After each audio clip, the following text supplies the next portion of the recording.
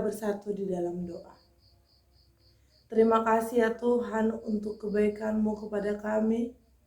Engkau masih memberikan kami kesempatan pada pagi hari ini agar kami bisa bangun dari tempat tidur kami untuk melaksanakan aktivitas kami sepanjang hari ini. Ya Tuhan Allah, sebelum kami melaksanakan aktivitas kami, kiranya biarlah firman-Mu yang pertama kali menerangi langkah kami untuk kami menjalani kehidupan kami sepanjang hari ini. Terima kasih ya Tuhan, kami berdoa dalam nama anak-Mu Tuhan Yesus Kristus. Amin. Saudara-saudari yang terkasih dalam nama Tuhan Yesus, selamat pagi untuk kita semua. Firman Tuhan yang menjadi renungan bagi kita pada hari ini, hari Kamis 21 Juli 2022, diambil dari Imamat 19 ayat 15. Janganlah kamu berbuat curang dalam peradilan. Janganlah engkau membela orang kecil dengan tidak sewajarnya. Dan janganlah engkau terpengaruh oleh orang-orang besar, tetapi engkau harus mengadili orang sesamamu dengan kebenaran. Saudara-saudari yang terkasih dalam nama Tuhan Yesus, ada sebuah ungkapan yang menyatakan bahwa kita berada di dunia ini bukan untuk melindungi diri kita sendiri dari ketidaksempurnaan, tetapi untuk menegakkan keadilan. Saudara-saudari yang terkasih, jika kita membaca firman Tuhan ini, Imamat 19 ini mulai dari ayat yang pertama, maka kita akan menemukan beragam perintah dan larangan yang merupakan aturan dalam menjalani kehidupan yang kudus. Sebagaimana Allah adalah yang kudus, maka kita sebagai umat, maka Israel sebagai umat juga dituntun untuk hidup di dalam kekudusan. Jika kita baca tadi mulai dari ayat yang pertama, maka kita akan menemukan bahwa hidup dalam kekudusan itu diatur dengan hidup kudus dengan Allah, juga hidup kudus dengan sesama manusia.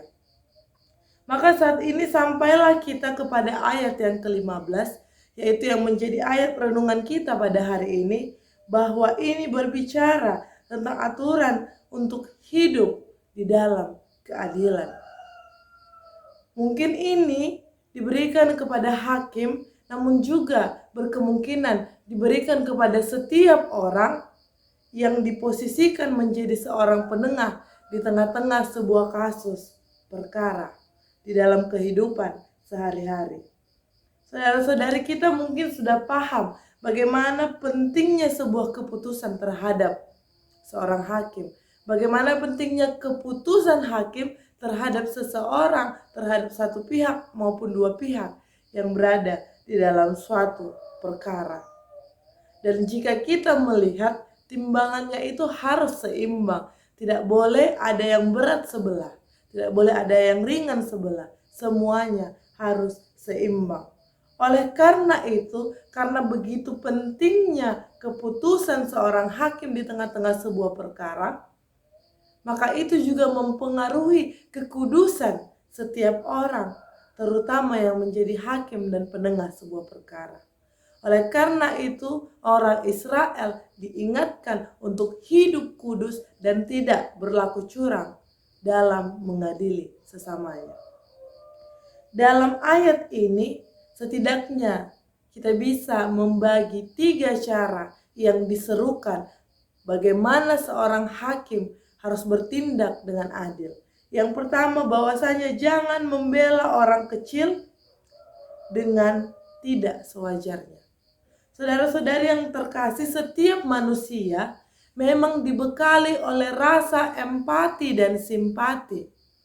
Oleh karena itu, itulah mungkin yang mampu mendorong kita untuk memperhatikan orang miskin.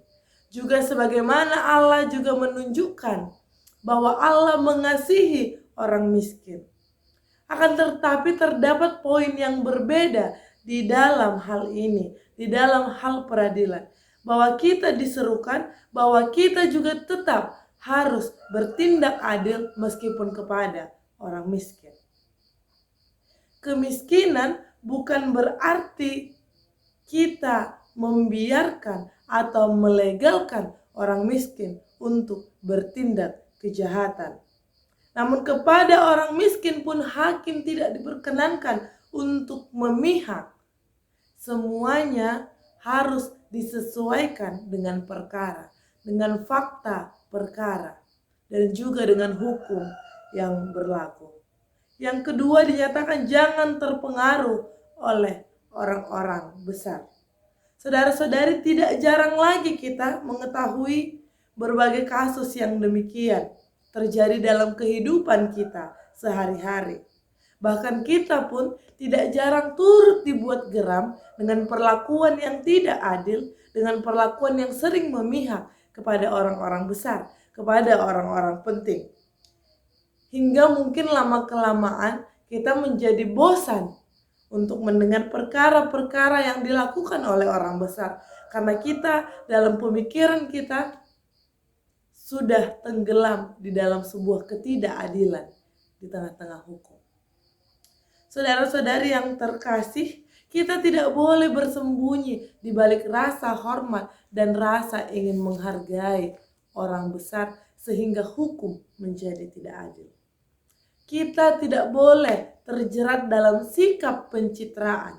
Kita juga tidak boleh terjerat dalam kasus-kasus suap yang membuat kita menjadi tidak adil mengadili suatu perkara yang dilakukan oleh orang-orang besar maupun oleh orang-orang terhormat. Yang terakhir adalah bahwa kita harus mengadili dengan kebenaran. Saudara-saudari, kita harus mengadili dengan kebenaran. Mengadili dengan kebenaran mampu untuk mengubah dunia, atau setidaknya memperbaiki dunia yang sudah melenceng jauh dari kesempurnaan. Karena Allah adalah kudus, sehingga kita pun umatnya harus hidup di dalam kekudusan. Saudara-saudari, selamat melaksanakan aktivitas kita hari ini. Tuhan Yesus memberkati. Amin. Kasih karunia dari Tuhan Yesus Kristus, serta kasih setia Allah Bapa, dan persekutuan Roh Kudus memberkati dan menyertai kamu sekalian hari ini, esok, dan sampai selama-lamanya. Amin.